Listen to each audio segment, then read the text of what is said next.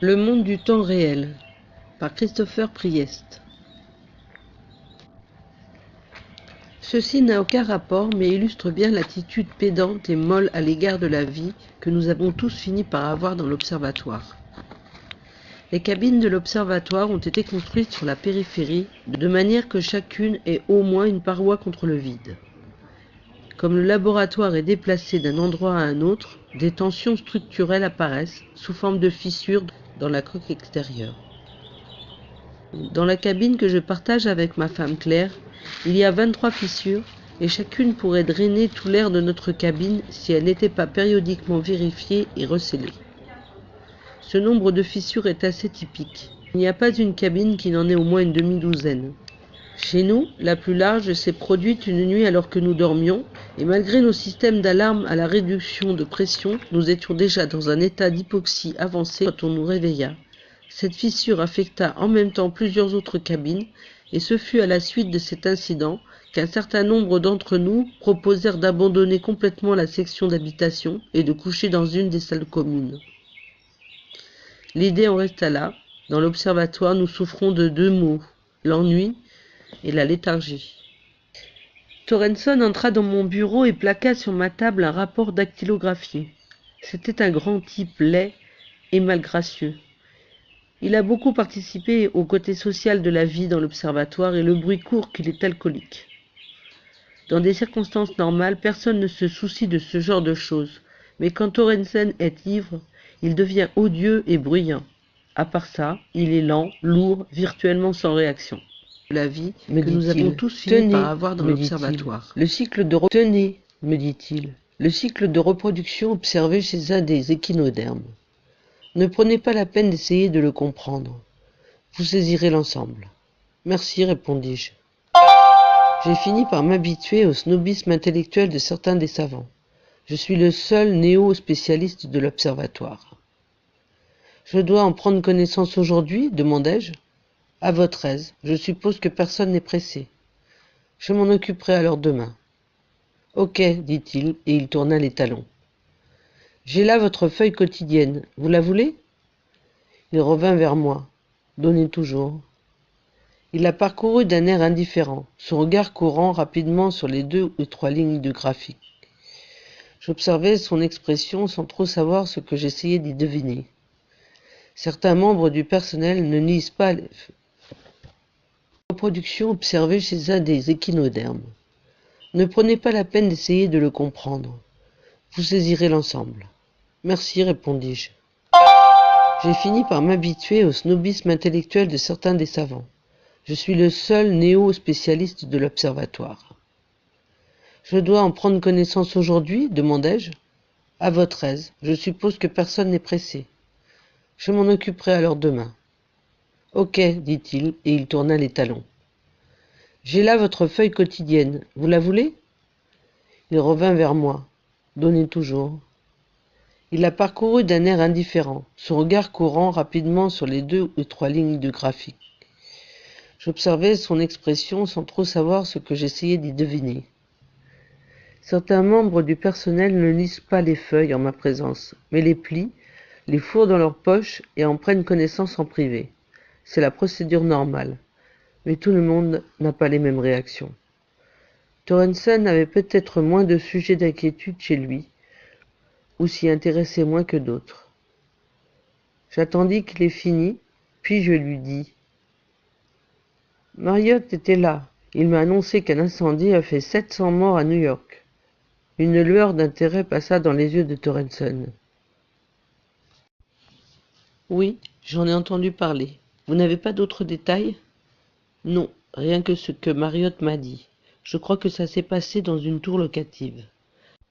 L'incendie aurait éclaté au 3e étage et personne n'a pu se sauver dans les étages supérieurs. C'est pas fascinant, ça? 700 personnes, comme ça. C'est une épouvantable catastrophe, dis-je. Oui, oui, c'est terrible, mais pas aussi grave que ça. Il se pencha en avant, les mains appuyées sur les 2 côtés de mon bureau. Vous n'êtes pas au courant?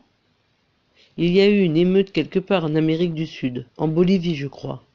On a fait appel à la troupe pour établir l'ordre, mais ça a mal tourné et il y aurait près de 2000 morts. Je l'avais ignoré. Qui vous a dit ça? Un des autres, Norbert, je crois. 2000? C'est fascinant. Torrenson se redressa. Bon, faut que je me sauve. Vous descendrez bien au bar ce soir? Sans doute. Torrenson partit. Je regardais le rapport qu'il m'avait apporté. Ma fonction était d'absorber le sens du rapport, de le réécrire autant que possible en langage non technique et de le préparer pour sa transmission sur Terre par Transor. L'original de Torrenson serait photocopié et lui serait rendu, la copie étant classée dans mon bureau jusqu'à notre retour sur Terre. J'avais une bonne dizaine d'autres rapports à étudier et celui de Torrenson devrait rester en bas de la pile. Ni lui ni les gens de la Terre ne se soucieraient de la date de transmission. Quoi qu'il en soit, rien ne pressait. La prochaine conjonction Transor aurait de toute façon... Quoi qu'il en soit, rien ne pressait. La prochaine conjonction Transor aurait lieu ce soir même, et il était évident qu'il ne serait pas encore prêt. La prochaine conjonction ne se ferait que dans 4 semaines. Mettant le rapport de côté, j'allai à ma porte et la fermai à clé, ce qui illumina le panneau électrique en dehors qui disait « Salle de Transor, ne pas déranger ». Puis, j'ouvris un de mes classeurs et en retirai le dossier propagation des rumeurs. Je notais Torrenson / New York / 700 morts / tour locative ex Marriott / Dito. Et dessous, Torrenson / Bolivie, entre parenthèses point d'interrogation / 2000 morts / émeute. Exemple, Norbert Colson, entre parenthèses point d'exclamation. Je devais effectuer des recherches dans les dossiers quotient d'affectivité 84. Cela prendrait du temps. J'avais vérifié la veille l'histoire de New York et avais découvert qu'elle se rapportait sans doute à l'incendie d'un immeuble de bureaux à Boston qui avait fait 683 morts. Aucun n'était apparenté le moins du monde au personnel de l'observatoire. Dans les dossiers quotient d'activité 84, je cherchais d'abord les dépêches concernant la Bolivie. Il n'y avait pas eu d'émeutes ni de désordre depuis les 4 dernières semaines. Il était possible que la rumeur concernât un événement plus ancien, mais j'en doutais. Après la Bolivie, j'essayai les autres pays d'Amérique du Sud, mais là encore le résultat fut négatif. Il y avait eu une manifestation au Brésil la semaine passée, mais elle n'avait fait que quelques blessés légers et aucun mort. Je passai à l'Amérique centrale, effectuant les mêmes vérifications sur les diverses républiques de cette région. Je négligeais volontairement les pays d'Europe et d'Amérique du Nord, car il n'était guère probable que si 2000 personnes étaient mortes, il n'y aurait aucun rapport avec notre personnel. Je finis par trouver la référence en Afrique, en Tanzanie. 960 personnes massacrées par la police prise de panique quand une marche de la faim avait tourné à l'émeute. J'examinais sans passion le rapport Transor, considérant l'événement comme une simple statistique, une autre note à classer dans mon dossier de propagation. Avant de ranger le rapport, je pris une note du quotient d'affectivité 27, relativement haute. Dans mon dossier de propagation des rumeurs, j'écrivis Torrenson / Bolivie, suspension. Lire Tanzanie, interrogation. Attendre confirmation. Puis, j'ajoutai la date et mes initiales. Quand je rouvris la porte de mon bureau, Claire, ma femme, m'attendait dehors, elle pleurait. J'ai un problème avec lequel je dois vivre. Par certains côtés, je suis livré à moi-même dans l'observatoire. Je vais essayer de m'expliquer. Étant donné un groupe de personnes toutes essentiellement semblables, ou même un groupe d'individus formant une unité sociale cohérente et reconnaissable, la camaraderie existe. Si d'autre part, il n'y a aucune forme de rapport avec les individus, on a une structure sociale différente. Je ne saurais comment l'appeler, mais elle ne forme sûrement pas une unité. C'est un peu ce qui se passe dans les grandes villes. Des millions d'êtres coexistent sur quelques hectares de terrain et cependant, à quelques exceptions près, il n'y a aucune construction vraiment unitaire de leur société. 2 personnes peuvent habiter sur le même palier sans se connaître. Les gens qui vivent seuls dans un grand immeuble entouré de voisins peuvent mourir de solitude. Mais il y a une autre sorte de solitude quand on est dans un groupe. Et c'était bien ce qui m'arrivait. Celle de la santé mentale, ou de l'intellect, ou de la conscience. Pour parler froidement et clairement, je suis un homme sain d'esprit dans une société démente. Ce qu'il y a de particulier, c'est que dans l'observatoire, chacun est aussi sain d'esprit que moi, mais en collectivité non. Il y a une raison à cela, qui justifie ma présence dans l'observatoire. Aux yeux des autres, je suis là pour réécrire leurs rapports et servir plus ou moins d'agent de presse. Mais la véritable raison est d'une bien plus grande importance. Je suis l'observateur de l'observatoire. J'observe le personnel, je prends des notes sur son comportement. Je renvoie ces renseignements sur Terre. Ce n'est pas le plus enviable des boulots, apparemment. Un des membres du personnel que je dois observer, espionner, traiter cliniquement, est ma femme. Claire et moi ne nous entendons plus. Nous ne nous querellons pas. Nous avons simplement atteint un stade d'acceptation de l'hostilité mutuelle, c'est tout. Je n'insisterai pas sur les incidents les plus déplaisants. Les parois des cabines d'habitation sont minces et toute haine doit s'exprimer dans un quasi-silence. L'observatoire nous a rendus ainsi. Nous sommes les produits de notre environnement.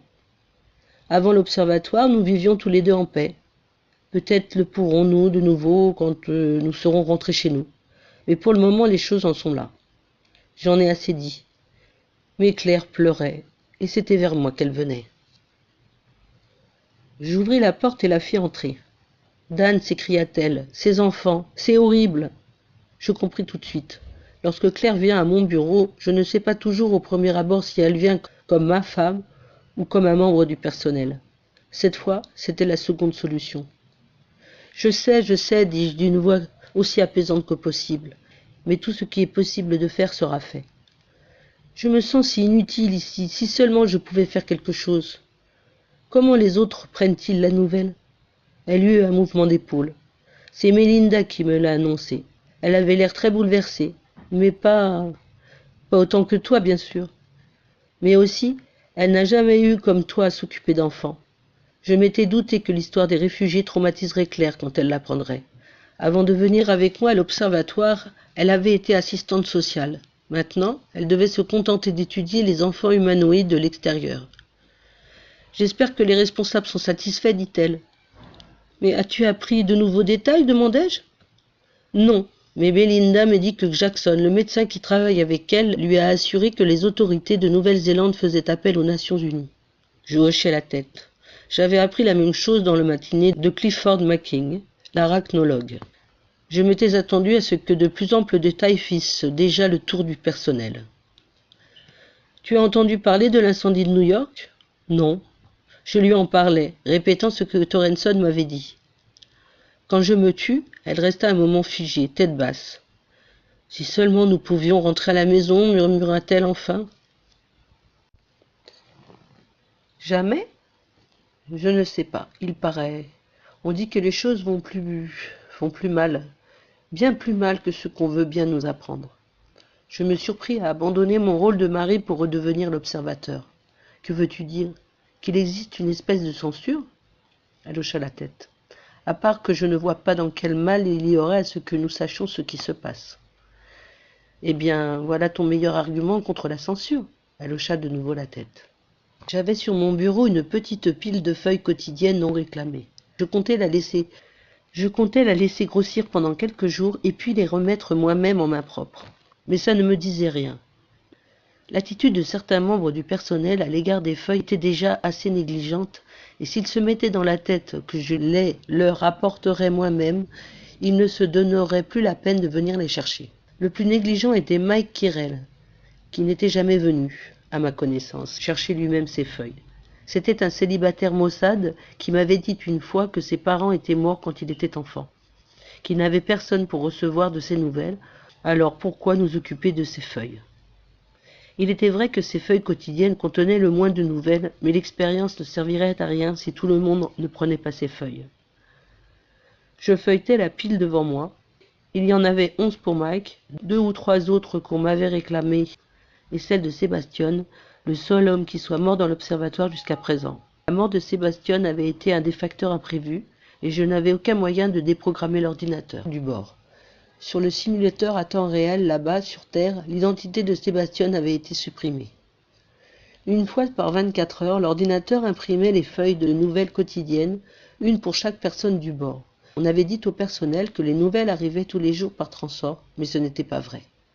Elles arrivaient toutes les 4 semaines, étaient directement insérées dans l'ordinateur et puis distribuées en 29 livraisons quotidiennes, dans un ordre chronologique approximatif. Ce jour-là, comme je l'ai dit, il devait y avoir une nouvelle conjonction transport et les informations des 4 semaines à venir arriveraient. J'aurais accès à la masse d'informations des réceptions si je le désirais, mais pour le reste du personnel, les nouvelles ne seraient reçues que par bribes journalières. Il n'y avait aucun moyen de court-circuiter le système moi-même. Je ne pouvais extraire de l'ordinateur les feuilles moi-même du lendemain avant le temps voulu. Chaque personne du bord, y compris moi-même, recevait une feuille de nouvelles personnalisée par jour, tous les jours. Je décidai de me débarrasser des feuilles accumulées et je fis le tour de l'observatoire pour les remettre à tous les récipiendaires, puis je retournai à mon bureau. Quelque temps avant la conception de l'expédition, dans l'observatoire, un nommé Tolneuve avait inventé un système pour calculer l'influence de l'information au moyen d'un tableau gradué de ce qu'il appelait des quotients d'affectivité. Les chiffres allaient de 0 à 100, de l'affectivité nulle à l'affectivité totale. Selon la théorie de Tolneuve, les grands événements de l'actualité n'ont, dans le cours normal des choses, que peu d'influence ou d'affectivité sur la vie personnelle. On peut lire dans les journaux des récits de guerre, de troubles sociaux ou de catastrophes lointaines, ou les vivre par procuration au moyen des médias visuels, mais on n'en est en aucune façon affecté. D'autre part, certaines nouvelles pouvaient avoir une relativité, même si ce n'était qu'à très long terme ou de manière indirecte. Tolneuve citait un exemple. Si la vie d'une personne pouvait être affectée dans une certaine mesure par le décès d'un oncle à héritage très aimé, il ne serait pas aussi facile d'estimer l'impact d'une hausse des prix d'un produit industriel comme le manganèse. Si le coût de la vie d'un individu pouvait être affecté et mesuré, alors on pouvait en dire autant de celui de tous. Un grand nombre de personnes pouvaient avoir un quotient d'affectivité très bas, pour la majorité des nouvelles et une infime partie de la population, un quotient d'affectivité très élevé. Tolneuve le reconnut et imagina son tableau gradué. Appliqué à un individu dont la situation sociale était connue, il était possible d'établir un quotient d'affectivité à n'importe quelle nouvelle. Pour l'un, l'héritage de l'oncle riche pouvait provoquer un quotient d'activité de 95% ou plus, le manganèse plus cher, un quotient d'affectivité de 10% ou moins. Chez un autre, par exemple, un parent très éloigné du premier courtier en métaux industriels, les deux mêmes informations présenteraient des pourcentages exactement opposés. C'était là une recherche sociologique parfaitement inutile. Les agences de propagation d'informations s'y intéressèrent vaguement pendant 1 ou 2 ans et puis on l'oublia. La chose n'avait aucun but pratique. Mais alors l'observatoire fut conçu et la théorie trouva son usage. Elle passerait après le but principal de l'œuvre scientifique, mais une structure sociale entièrement fermée, composée d'un personnel intelligent et entraîné, dépendant exclusivement d'une seule source d'information pour obtenir des nouvelles du monde extérieur, semblait idéal pour expérimenter ce que Tolneuve avait imaginé.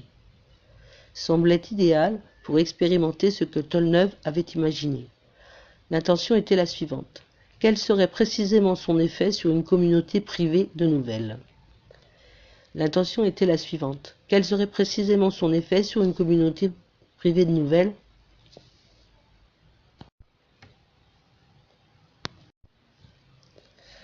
Ou dans un autre sens, est-ce que la connaissance de l'actualité a vraiment de l'importance ? C'était le genre d'expérience sociale qui, dans l'absolu, n'aurait aucune valeur à moins que des circonstances ne s'y prêtent. Dans le cas de l'observatoire Joliot-Curie, il fut décidé qu'elle s'y prêtait. Et rien ne s'y opposait, du moment qu'elle ne gênait pas le travail normal des savants. Je ne sais trop comment les problèmes furent résolus, s'il y en eut, mais je ne fus engagé comme collaborateur que vers la fin. Cependant, voici ce qui fut organisé. Au cours de la sélection du personnel de l'observatoire, chacun des membres possibles fit l'objet d'un dossier détaillé. La sélection faite, ceux des personnes qui ne feraient pas partie du personnel furent détruits. Les autres furent analysés par l'ordinateur. Les autres furent analysés par ordinateur et une estimation Tolneuf établie pour chacun. Durant l'entraînement précédent, la mission, on procéda à des essais. Mais le projet ne fut pas mis sur pied tant que le laboratoire ne fut pas pleinement opérationnel. À ce moment, quand nous commençâmes notre observation, le système des feuilles de nouvelles personnalisées fut introduit et l'expérience débuta.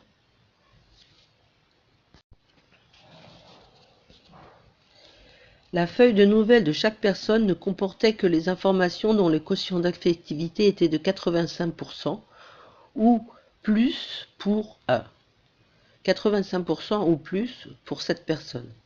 Toutes les nouvelles au pourcentage plus bas furent classées dans ce que j'appelle le dossier 84 que je gardais dans mon bureau. Toutes les nouvelles au pourcentage plus bas furent classées dans ce que j'appelle le dossier 84 que je gardais dans mon bureau. Ainsi, chaque personne recevait des informations sur les événements extérieurs uniquement au niveau d'un intérêt personnel élevé. Des nouvelles familiales et locales passaient, des informations sur des changements sociaux dans leur pays d'origine ou celui où vivaient les familles, et aussi naturellement des nouvelles de la Terre sur les réactions provoquées par le travail exécuté dans l'observatoire.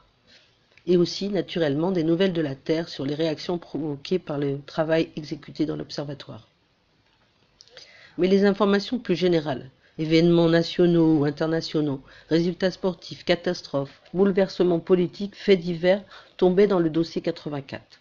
J'étais le seul dans l'observatoire à avoir accès à ces informations. Mon rôle était d'enregistrer ce qui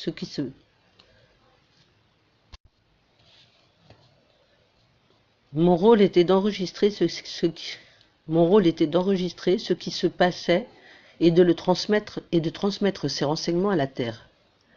Parce que, selon la théorie de Tolneuve, les gens élevés dans un environnement à haut stimulus devenaient un produit de leur société et ne pouvaient rester orientés sans quelque connaissance de ce qui se passait en dehors de leur sphère. Parce que, selon la théorie de Tolneuve, les gens élevés dans un environnement à haut stimulus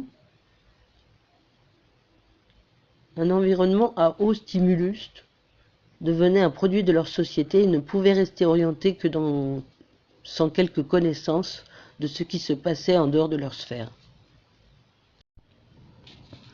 Il m'arrivait souvent de chercher et de trouver la compagnie de Mike Carrel.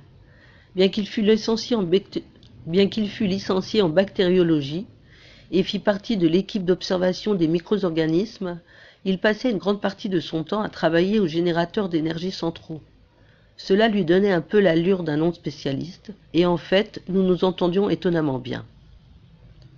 Ce jour-là, cependant, Carrel était d'humeur réticente, comme cela lui arrivait souvent. Quand je lui remis sa liasse de feuilles d'information, il les prit et se détourna sans un mot. « Quelque chose qui ne va pas, Mike ?» demandai-je. « Ça va. Seulement cette boîte me fiche le bourdon. Elle nous affecte tous. Toi aussi ?» Je hochai la tête. « C'est bizarre, j'aurais pas cru de toi ça, » dit-il. « C'est une question de point de vue. Je vis comme tout le monde, entre les parois de métal, je mange la même nourriture, j'entends les mêmes histoires, je vois les mêmes têtes. Est-ce que ça n'arrangerait pas les choses si tu avais quelque chose de plus constructif à faire?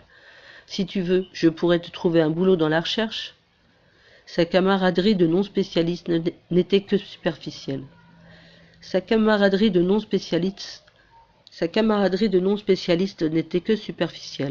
Il comprenait aussi bien que les autres la différence sociale entre moi et eux. De retour dans mon bureau, je pris un des rapports et le parcourus. Puis je m'assis devant ma machine à écrire et je réécrivis en langage courant.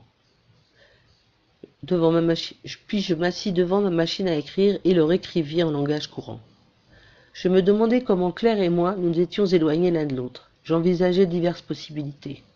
Dans l'environnement claustrophobique de l'observatoire, nous avions fini par trop bien nous connaître. Nous n'étions pas et n'avions jamais été faits l'un pour l'autre. Je n'aimais guère le mot et me méfiais du concept. Je n'aimais Je n'aimais guère le mot et je méfiais du concept. De l'environnement nous l'avait simplement fait comprendre plus vite. Et l'environnement nous l'avait simplement fait comprendre plus vite. Ce n'était qu'une phase qui prendrait fin tout naturellement et quand nous quitterions l'observatoire. Ce n'était qu'une phase qui prendrait fin tout naturellement ou quand nous quitterions l'observatoire. Je m'étais conduit sans le savoir d'une façon telle à engendrer un cercle vicieux, moi ou Claire. Claire avait un amant, ou elle me soupçonnait de la tromper. Il y avait un autre facteur que je n'avais pas prévu. Telles étaient les possibilités. Ce qu'il y a de gênant dans une situation de ce genre, c'est que seules les deux personnes qui en souffrent ont conscience de cet état de fait. Et sans aucune faute de leur part, elles sont incapables de l'affronter objectivement ou avec réalisme. J'avais beau voir le fossé qui se creusait entre Claire et moi, j'étais incapable d'y remédier. Et s'il n'y avait plus entre nous d'amour évident, il demeurait paradoxalement un niveau d'action mutuelle nous permettant de nous conduire de manière acceptable devant les autres. Et dans l'observatoire, les autres étaient toujours là. Un des rapports que je réécrivais était de McKerrell sur l'état actuel des génératrices centrales. Comme je l'ai dit, les génératrices n'étaient pas l'intérêt principal de Kerrell, mais avec le temps, il avait terminé tout le travail de recherche qu'il entendait faire dans son domaine particulier. Comme notre fonction dans l'observatoire avait été prolongée indéfiniment, il avait des loisirs, ce qui fait qu'il s'était intéressé au fonctionnement des moteurs. En principe, il était totalement automatisé, et nous n'avions pas à nous en occuper. Ce fut donc heureux que Kerrell s'y intéresse, car il avait découvert un défaut qui, passé inaperçu, aurait risqué de nous mettre en grand danger. Après cela, il avait reçu carte blanche du quartier général de la mission sur Terre, et depuis, il soumettait des rapports réguliers. Les génératrices étaient indispensables à l'observatoire, car non seulement elles nous fournissaient l'énergie électrique, par conséquent la chaleur, la puissance du moteur, la lumière et la climatisation, mais aussi le champ magnétique produisait l'effet d'élocation qui nous maintenait en vie et opérationnels sur cette planète. Mais aussi le champ magnétique produisant l'effet d'élocation qui nous maintenait en vie et opérationnels sur cette planète. L'élocation avait autant de rapport avec le transport dans le temps qu'un escalier avec le voyage spatial. Cela devrait vous donner une idée de l'échelle de relativité. Tout ce que le champ d'élocation peut faire, c'est de repousser l'observatoire dans le temps d'environ une nanoseconde, mais cela suffisait et davantage aurait été aussi inutile que gênant.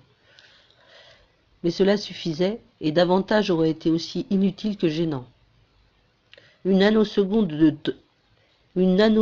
de temps d'élocation permet à l'observatoire de se déplacer à la surface de cette planète dans ce qui équivaut à l'invisibilité totale pour ses habitants, dans un état de non-existence constant. Pratiquement, c'est idéal pour les observations écologiques, car cela permet une complète liberté de mouvement sans pollution ou interférence dans l'environnement extérieur. Au moyen d'abrogateurs de champs, il est possible d'examiner certains spécimens de l'extérieur, une plante, un animal, une pierre, un coin de terre, et procéder ainsi au travail scientifique de l'observatoire. Ça, c'est la version officielle, celle que donnait le personnel.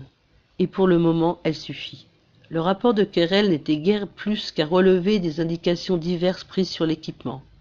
On s'en servirait sur Terre pour régler les simulateurs de temps réel et permettre aux contrôleurs de prendre note de nos progrès avec plus de précision. La plupart des relevés automatiques seraient transférés par les ordinateurs, mais les chiffres de Kerrell concernaient les parties de l'équipement qui avaient des doubles contrôles manuels. Las de penser à l'observatoire, las d'être irrémédiablement enfermé dans l'observatoire, las de tout ce qui concernait l'observatoire, je quittai mon bureau et allai faire le tour de 2 ou 3 salles d'observation. Si de là je pouvais voir ce qu'il y avait à l'extérieur, je m'y trouvais aussi en contact étroit avec les savants. Ce n'était pas de la paranoïa. Si je dis que je ne suis pas aimé, je sais que c'est la vérité. et on m'aimerait encore moins si l'on connaissait la véritable nature de ma mission. Le problème de Claire m'irritait encore, comme toujours, et ce qui n'arrangeait rien, je savais, une certitude qui croissait de jour en jour, que notre séjour prolongé dans l'observatoire était futile. Quel qu'ait été le but de notre mission originale, rien ne justifiait son extension. La majorité des savants, y compris Claire, avaient beau affirmer que leur travail ne pourrait être terminé dans un proche avenir, je savais bien que finalement, tout ce que l'on faisait dans l'observatoire ne servirait à rien. Je passais par 5 des salles d'observation, les conversations s'interrompaient et repartaient dès que j'avais le dos tourné. Je vis dans un monde de silence, contraignant au silence tous ceux qui m'entourent. Les résultats de l'expérience de Tolneuve sont connus, mais on n'en a pas encore communiqué les dernières conclusions. Dans ma confusion, la simple beauté de ce qui s'est passé est lumineuse, ce qui doit venir est moins clair. Je puis vous en montrer les résultats sans les conclusions, sous forme de graphiques, voire ci-contre. Réalité rêve, réalité qui monte, cycle 4 semaines, le rêve monte et descend. J'aime bien ce graphique, je l'ai conçu, mais il n'est pas complet, car les choses tournent mal. La ligne réalité représente ce qui est vrai et ce qui est réel. Elle symbolise la raison à laquelle nous pouvons espérer retourner. La ligne rêve, nous l'avons atteinte et nous nous en écartons. Et c'est à ce moment que la société de l'Observatoire a sombré dans la folie. Le résultat de l'expérience de Tolneuve devenait apparent. On prive une communauté de nouvelles de l'extérieur et la communauté s'en crée. En un mot, elle forme un réseau de rumeurs fondées sur l'hypothèse, l'imagination et les désirs pris pour des réalités. Ceci est indiqué sur mon tableau. Pendant 6 mois environ, tout le monde a réagi à l'impulsion neuve de l'Observatoire. Les intérêts de chacun étaient centrés sur eux-mêmes et leur travail. L'intérêt pour le monde extérieur restait au minimum. Les conversations que j'entendais à cette époque, ou auxquelles je prenais part, tournaient autour de ce qui était su, de ce que l'on se rappelait.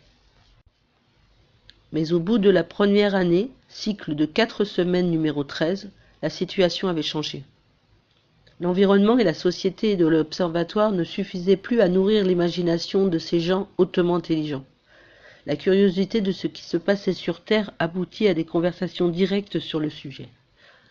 Hypothèses, questions, potins. Je détectais des histoires exaspérées d'exploits passés. Le système d'orientation des faits se désorganisait. Durant les mois suivants, jusqu'à la fin du XXe cycle, ou à peu près, cela devint invraisemblable. Le réseau de rumeurs était la principale obsession du personnel, et peu à peu, le travail en souffrit. Et pendant cette période, les contrôleurs de la Terre s'inquiétèrent, et l'on pensa un moment que l'expérience devrait être écourtée. Les rumeurs perdaient tout fondement réel, elles devenaient fantastiques, folles, démentes, et le personnel, des logiciens, des savants, y croyait.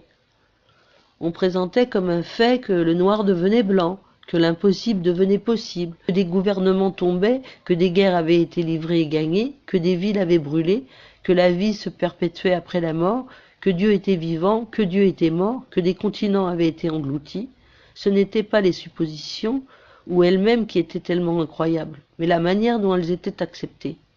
Cependant, la vie continuait normalement dans l'observatoire et sur la Terre, et les feuilles quotidiennes étaient remises au personnel, et le travail se poursuivait, tant bien que mal, mais on progressait quand même. Et puis l'affect fantastique des rumeurs diminua. Des traces de réalité revinrent dans ce que l'on racontait. Vers la fin du 23e cycle, il y a 8 semaines, il devint évident que l'hypothèse cédait spontanément le pas au réel. Et chose incroyable, les rumeurs se mirent à anticiper la réalité. La rumeur d'un éboulement de terrain en Grèce correspondait à une secousse tellurique en Yougoslavie, un changement de gouvernement dans le sud-est asiatique et un coup d'État ailleurs. La rumeur d'un éboulement de terrain en Grèce correspondait à une secousse tellurique en Yougoslavie, un changement de gouvernement dans le sud-est asiatique à un coup d'État ailleurs. Un ragot sur le changement d'attitude du public à l'égard de notre mission se révéla presque exact. Et puis, il y avait d'autres histoires que l'on pouvait vérifier. Des choses comme une famine inattendue, une brusque augmentation des crimes et délits, un malaise social, des événements qui n'auraient pas normalement fait la une des journaux. À la suite de ce changement, une conclusion se profila. Avec le temps, le réseau de rumeurs sans fondement retournait de son propre chef à la réalité. Il la reflétait avec précision, l'anticipait avec précision. Si cela se produisait, les conséquences sociales dans le sens le plus large du terme seraient sans précédent. Mais pour une raison inconnue, cette conclusion tardait. Le réseau stagnait. Le retour à la réalité avait été retardé. Mon beau graphique se terminait en point d'interrogation. La conjonction transort était prévue pour 23h30 et j'avais toute la soirée à tuer. Nous suivions, pour plus de commodité, le cycle des jours du temps réel. Si nous avions adapté les cycles de journée à la planète, les simulateurs terrestres auraient dû être perpétuellement modifiés. Je restai dans mon bureau jusqu'à 20h, à travailler à quelques rapports. Je me fis servir à dîner sur place, et mon repas me fut apporté par Caroline Lewison, une botaniste qui était la femme d'un de nos bactériologistes.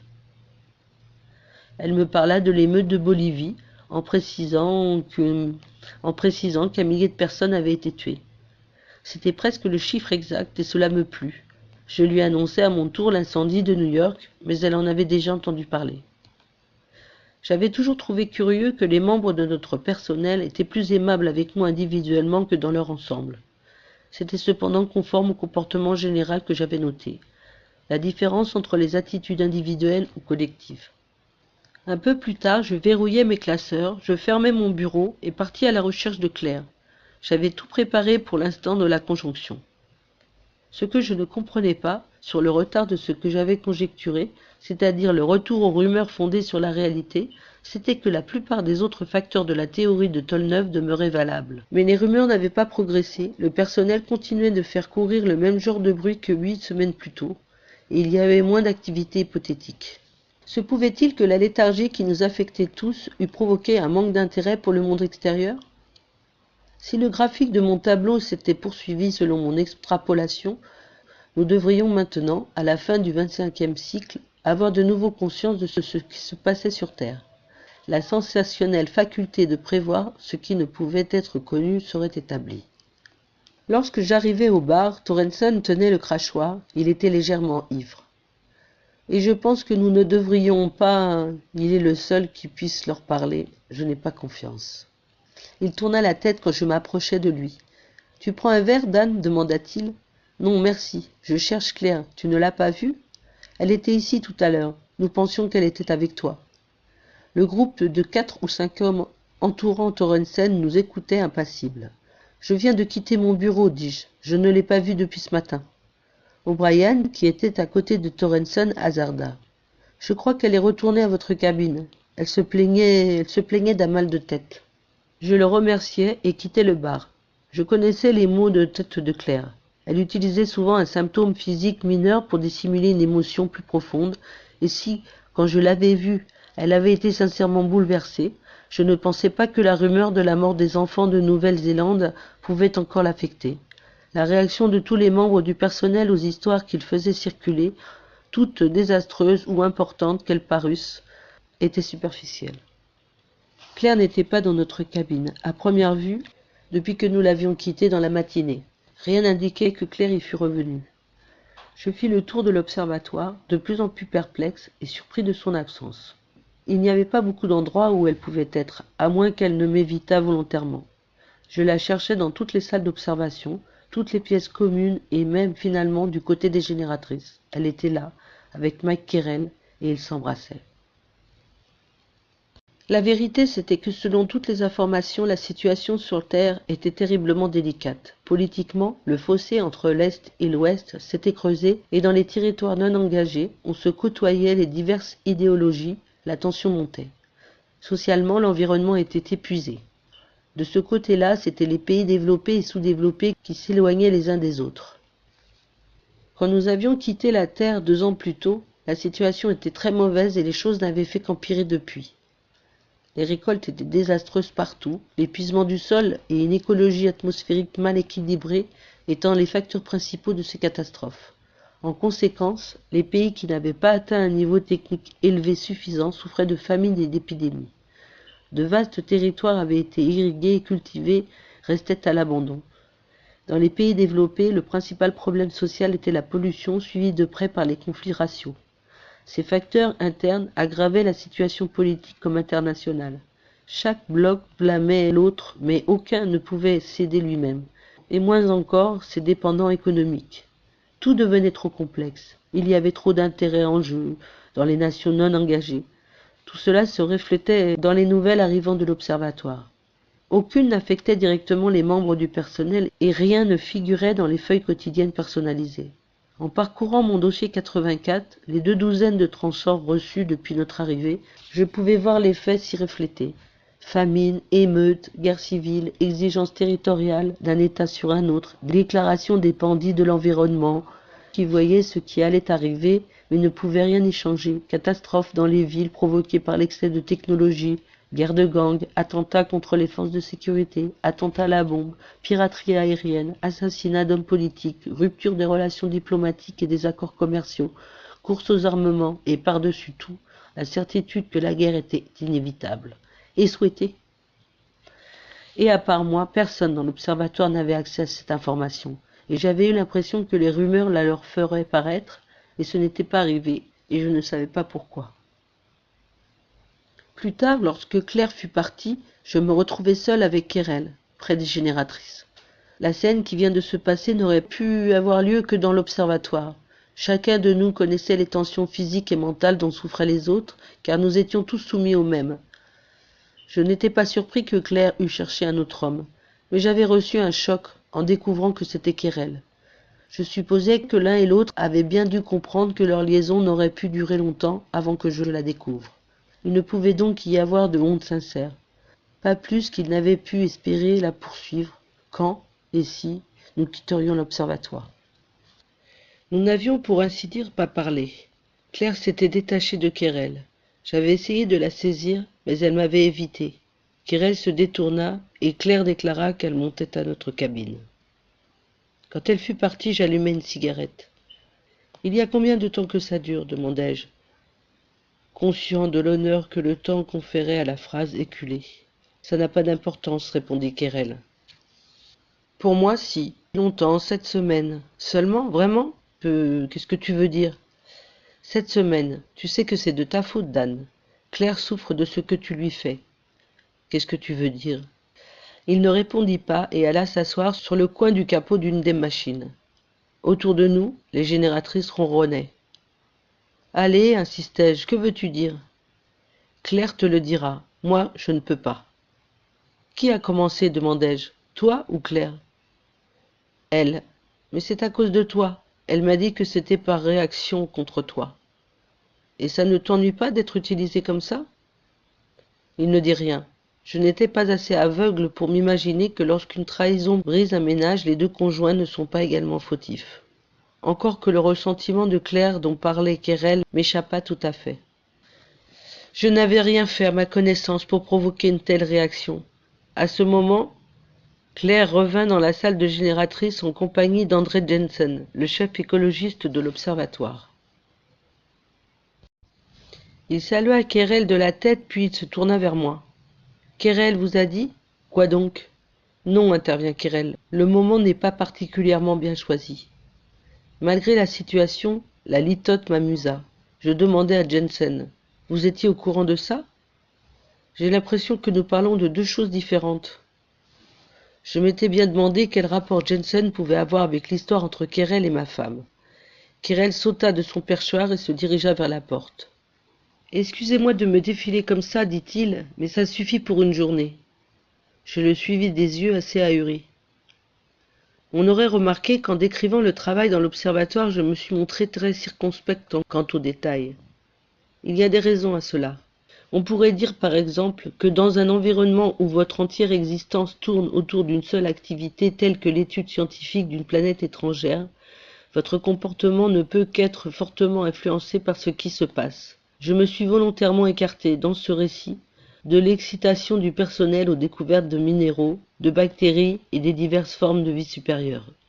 La principale raison de ma réticence, c'est qu'il existe une disparité entre les activités du personnel et ce que je sais être leur véritable fonction ici. C'est un état de choses nécessairement secret qui n'est pas sans analogie avec les théories de Tolneuve. Mais réfléchissez, nous sommes en 2019. La planète que nous sommes censés explorer ne peut logiquement se trouver dans notre système solaire, l'humanité n'ayant pas les moyens techniques lui permettant d'atteindre une telle planète.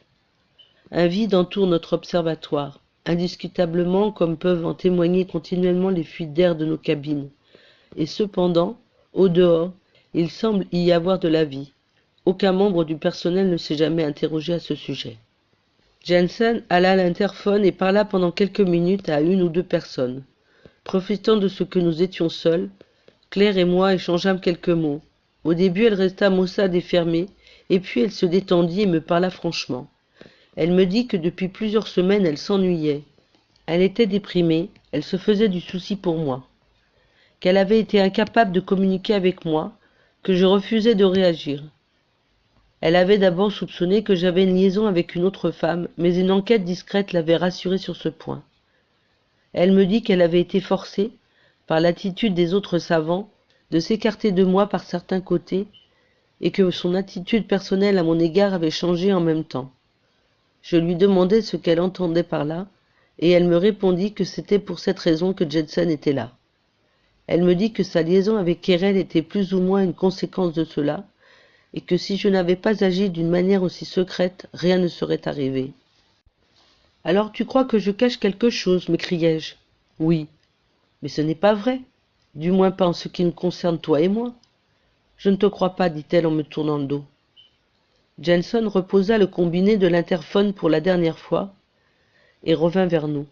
Il avait une expression que j'avais rarement vue dans l'observatoire.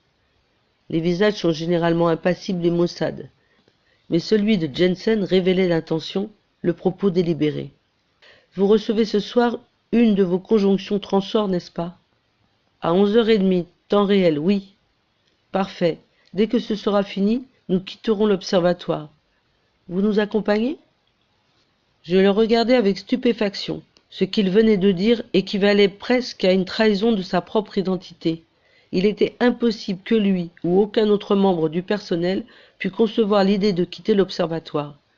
Tous nos membres avaient été pleinement conditionnés contre un tel concept. « Voilà ce que je voulais dire, murmura Claire. Il y a plusieurs semaines que nous projetons de sortir. Les autres m'ont prié de ne pas t'en parler. »« Mais c'est impossible !» « De sortir » fit Jensen avec un sourire condescendant. « Nous pensons utiliser le module d'avortement. Rien ne peut être plus simple. » Quoi qu'il y eût ou n'y eût pas en dehors de l'observatoire, selon que l'on acceptait la version officielle ou que, comme moi, on était au courant de la vérité, il y avait certainement un vide immense et terrible, soit le vide de l'espace des locations ou le vide normal plus commun. Aucun être humain ne pouvait espérer exister au dehors sans un équipement de survie portable complet. Jensen le savait, tout le monde le savait. « Vous êtes fou, lui dis-je. Vous êtes incapable d'estimer le véritable état des choses. » Je parlais littéralement et aussi émotionnellement. Il se comportait comme un être dérangé et par définition, par sa façon de se conduire et celle de tous les autres en réaction du groupe, il était fou. « Vous ne savez pas ce qu'il y a dehors. » « Si, Dan, me dit Claire. Il y a un certain temps que nous le savons. La planète est inhabitable. Les formes de vie que vous avez étudiées sont incompatibles avec le cycle hydrocarbonique. Même si vous parveniez à franchir le champ des locations, vous ne pourriez jamais survivre. » Je m'en tenais à la version officielle. Jensen et Claire échangèrent un regard. Alors même que je parlais, je compris que rien de tout cela n'était leur idée. Ceci est important. La Lune tourne autour de la Terre à une distance moyenne de 353 680 km. Sa période de rotation est exactement semblable à sa durée de révolution. Résultat, nous ne voyons qu'une seule face. Cependant, l'orbite de la Lune est elliptique et par conséquent, sa vitesse sur orbite varie selon sa distance de la Terre. Résultat, un observateur situé sur Terre voit la face de la Lune se déplacer très légèrement de côté et d'autre, comme si elle secouait la tête. Il est donc possible de voir une fraction de plus de la surface de la Lune que la face tournée vers la Terre. Ce mouvement est appelé libration. À l'extrême bord nord-est de la face visible se trouve un cratère nommé Julio Curie. Pendant un peu plus de 28 jours du mois lunaire, le cratère n'est pas visible de la Terre. Mais pour quelques heures, tous les mois, un observateur situé sur ce cratère peut voir la Terre passer à l'horizon. L'observatoire est situé au fond du cratère et opérant sur une étroite bande lunaire d'où la Terre est visible en ce moment-là. Je consultais mon bracelet-montre. Quel rapport cela a-t-il avec la prochaine conjonction transor, demandai-je. Certains des nôtres veulent examiner toute la communication à sa réception. C'est un authentique transor, n'est-ce pas? Contrairement à ces moments où vous vous enfermez dans votre bureau pour faire Dieu sait quoi, nous savons qu'il y a 4 transors tous les 4 semaines, Winter, et que l'observatoire est dirigé de la Terre sur la base en temps réel de cycles de 4 semaines. Mais comment savez-vous cela? Nous ne dépendons pas totalement des caprices des contrôleurs, dit Claire. Nous avons un peu accès à ce qui se passe. À ta place, je n'en serais pas si sûr, répliquai-je. Il avait été réconfortant d'être la seule personne de l'observatoire à savoir ce qui se passait réellement. À présent, il semblait que les autres avaient réussi à le découvrir. Écoutez, Winter, dit Jensen. Voulez-vous croire que nous savons bien quelle est la situation réelle? Vous ne dirigez pas l'observatoire, vous savez. Mais je contrôle l'information. Jensen fit un geste irrité. Vous la contrôliez. Nous savons tous depuis quelque temps que le but de la mission a dû être changé. Nous sommes au courant des troubles sur Terre. Je réfléchis à cela un moment. Pourquoi voulez-vous quitter l'observatoire maintenant précisément? Jensen haussa les épaules. Le moment est venu, dit-il. Nous en avons assez d'être enfermés là-dedans. Maintenant que nous savons exactement ce qui se passe, nous nous irritons surtout d'être contraints d'y demeurer sans aucune raison. Certains d'entre nous ont de la famille sur Terre. Et, la situation s'aggravant, il est naturel que nous voulions être auprès d'elle. De plus, nous craignons d'être abandonnés ici au cas où une guerre éclaterait sur Terre. Il est évident que l'expérience telle qu'elle est prévue est terminée. Claire s'était rapprochée de moi. Elle pose une main sur mon bras. Cet attouchement me parut vaguement étranger, mais en quelque sorte rassurant aussi. Nous devons sortir d'ici, Dan. Pour nous deux. J'essayais de la considérer froidement. Le souvenir de ce que je l'avais vu faire avec Kerel me déconcertait encore. Vous prétendez savoir ce qui se passe? Je n'en crois rien. Je ne suis pas le seul, déclara Jensen. À bord, tout le monde le sait. Il est inutile d'en discuter. Je ne discute pas. Bon, mais pour l'amour du ciel, oublions la version officielle d'une étude d'une planète étrangère. À sa façon de s'exprimer, je voyais que Jensen n'essayait pas de me soutirer des renseignements exacts. Encore qu'à tout autre moment, cela eût été un mobile acceptable au sein de l'expérience. C'était plutôt comme si nous vivions tous les deux un mensonge, et le savions, et devions tous deux y renoncer. Très bien, dis-je. Nous ne sommes pas sur une planète inconnue. Où pensez-vous que se trouve l'observatoire? Nous ne pensons pas, assura Claire. Nous savons.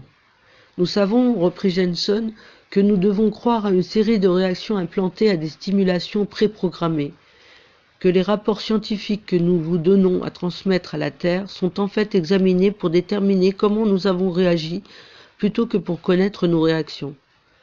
Nous savons aussi qu'un grand nombre de nos suppositions concernant l'observatoire sont artificielles et que nous avons été conditionnés avant de venir ici. Jusqu'à là, je ne dément rien. Ce que nous ne savons pas, en revanche, c'est le but exact de l'expérience, mais nous avons l'impression d'être une espèce de groupe contrôle. Tout comme on nous a dit que cette mission est simulée sur Terre par des ordinateurs, nous sommes nous-mêmes une sorte de simulation en vue d'une autre expédition, peut-être même sur une autre planète, ou une expédition destinée à explorer une autre planète. Je ne m'étais pas douté qu'ils en savaient autant, mais ce que disait Jensen était très proche de la vérité. Il y a aussi une autre sorte d'expérience en cours, mais de cela nous ignorons tout. Nous pensons cependant qu'elle aurait un rapport avec vous, et justifierait votre présence ici. Mais comment avez-vous découvert ça? M'exclamai-je. Simple déduction. Encore un mot. Vous vous proposez de quitter l'observatoire. Est-ce que vous savez ce qu'il y a au dehors? Claire leva les yeux vers Jensen qui rit. Des immeubles de bureaux, des motels, du smog, de l'herbe, je ne sais pas. Tout ce que vous voudrez. Si vous essayez de quitter l'observatoire, vous mourrez. Il n'y a rien dehors, littéralement rien, pas d'air, et certainement pas de smog ni d'herbe. Que voulez-vous dire? Nous sommes sur la Lune, annonçai-je, le satellite de la Terre. Tout ce que vous avez dit jusqu'ici est vrai, mais sur ce point vous vous trompez, l'observatoire est situé sur la Lune. De nouveau, ils échangèrent un regard. Je ne le crois pas, dit Claire. Nous n'avons jamais quitté la Terre, tout le monde le sait. Je peux le prouver. Je me tournai vers un râtelier d'instruments derrière moi, je pris un levier d'acier, le tins devant eux à bout de bras, et le lâchai. Il tomba doucement, feuille morte. 1/6 de G. Gravité lunaire. Qu'est-ce que ça veut dire demanda Jensen. Vous avez laissé tomber un levier, et alors? Alors, nous sommes dans le champ de gravité lunaire. Jensen ramassa le levier, le laissa tomber à son tour. Est-ce que vous avez l'impression qu'il tombe lentement? Je hochai la tête. Et vous, Claire? Elle fronça légèrement les sourcils. Sa chute me paraît tout à fait normale. Je posai les mains sur les épaules de Jensen et le poussai. Il vacilla un petit peu et reprit facilement son équilibre. Sur Terre, dis-je, vous seriez tombé à la renverse. Sur la Lune, répliqua-t-il, vous n'auriez pas pu me pousser aussi fort. Nous ramassâmes le levier et le lâchâmes de nouveau, et encore, et encore. À chaque fois, il descendait en vol plané, rebondissait 2 ou 3 fois avec de légers tintements, et malgré tout, il continuait d'affirmer qu'il tombait normalement. Qui, commençai-je à me demander, imaginait quoi? Avant l'escalade des troubles sur Terre, une expédition avait été projetée. Je ne sais pas où elle devait aller, ni comment elle y serait transportée. Les membres de cette expédition vivraient et travailleraient dans un laboratoire mobile pour se livrer à divers travaux de recherche écologique. L'observatoire Joliot-Curie était un vol d'essai, délibérément placé dans une région relativement inaccessible de la Lune, délibérément agencé pour faire croire à ses occupants qu'ils travaillaient dans le champ. Ils étaient si bien conditionnés que personne, jusqu'à ce moment, n'avait questionné la mission, ne s'était interrogé sur son but. Ce qu'ils voyaient de la planète sans nom, c'étaient des films, des spécimens préparés d'avance, des réactions préenregistrées sur les EEG. Ce qui était observé dans l'observatoire, c'était l'observateur. Nous suivîmes le couloir principal jusqu'à mon bureau. À la demande de Jensen, plusieurs autres nous avaient rejoints. Je remarquai que Torrenson faisait partie du groupe, mais pas Querelle. Nous marchions avec cette grâce lente, habituelle, des pas légers et bondissants pour tirer le maximum de la gravité lunaire. Mais l'idée irritante ne me lâchait pas. Si personne d'autre que moi ne détectait les effets de la basse gravité, comment leur métabolisme la compensait-il? C'était un concept nouveau pour moi, qui aurait dû me venir à l'esprit plus tôt. Je savais qu'ils avaient été conditionnés pour ignorer la gravité basse, pour réagir comme si elle était normale, mais je n'avais pas encore imaginé que si l'esprit et le corps d'une personne étaient orientés vers des phénomènes physiques différents, alors, au niveau de réaction le plus bas, il se produisait une mauvaise synchronisation des mouvements, et au plus haut, la dépression mentale. Nous entrâmes dans mon bureau 6 minutes environ avant l'heure prévue de la conjonction Transor. La conjonction commence au moment où le bord de la Terre s'élève lentement à l'horizon sud-ouest. Il faut quelques minutes pour que le rayon direct soit en place. Dès que la mire est fixe, les informations emmagasinées dans nos ordinateurs sont transmises à la Terre. Cela demande environ 20 secondes. Tout de suite après, les contrôleurs de la Terre envoient les divers messages et informations directement dans notre ordinateur. Cela peut durer de 5 minutes à 3 heures. Je ne parlais pas des dossiers dans mes classeurs et montrais au personnel l'équipement du Transor et comment il marchait. Très peu s'y intéressèrent. À 23h32, la conjonction commença. Une série de voyants rouges le long de la console annonça que nous étions branchés sur les appareils de repérage automatique sur Terre. Je n'avais jamais su où se trouvaient ces appareils, mais cela dépendait de la configuration de la Terre et de la Lune au moment de la conjonction. Il y avait 12 stations situées dans diverses parties du globe. Je branchai l'émetteur d'informations et nous attendîmes que la Terre les reçoive. Il régnait dans le bureau un silence gênant, que ne provoquait ni la concentration, ni l'expectative, mais plutôt une sorte de patience résignée. Quand les voyants indiquèrent que la transmission était terminée, je branchai le circuit d'acquisition. Et nous attendîmes. 10 minutes plus tard, nous attendions encore. Le circuit était mort. « Je pense que c'est la confirmation, dit Jensen. »« On n'avait pas besoin de confirmation, lança un des autres. Je regardai Torrenson puis Claire. Ils ne semblaient pas surpris. Ils avaient toujours cette même expression patiente. « L'expérience est terminée, déclara Jensen. Nous pouvons rentrer chez nous. »« Que voulez-vous dire ? demandai-je. Vous êtes au courant de la guerre sur Terre. Elle menace depuis des mois maintenant, elle a commencé. Mais je n'ai reçu aucune information à ce sujet. Jensen haussa les épaules et désignant la console avec mépris, il me dit « Vous n'en recevrez plus avec ce truc-là. Autant le débrancher. » Comment savez-vous que la guerre a éclaté? Nous le savons depuis quelque temps. En fait, nous l'avions anticipé de plusieurs jours. Pourquoi personne n'en a-t-il parlé? Nous en avons parlé, rétorqua sèchement Torrenson, mais pas à vous. Claire s'approcha de moi. Nous devions être prudents, Dan. Nous savions que tu nous cachais certaines nouvelles et nous ignorions ce qui se passerait si nous te disions ce que nous savions.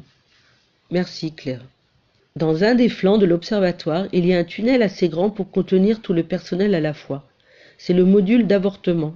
Il a été conçu pour rester assez étanche et approvisionné pour maintenir tout le monde en vie en cas d'accident jusqu'à ce que des secours puissent être envoyés de la Terre. C'est aussi l'unique accès à l'intérieur de l'observatoire et si l'expérience avait pris fin à la date prévue, nous serions passés par le tunnel pour accéder au module d'évacuation.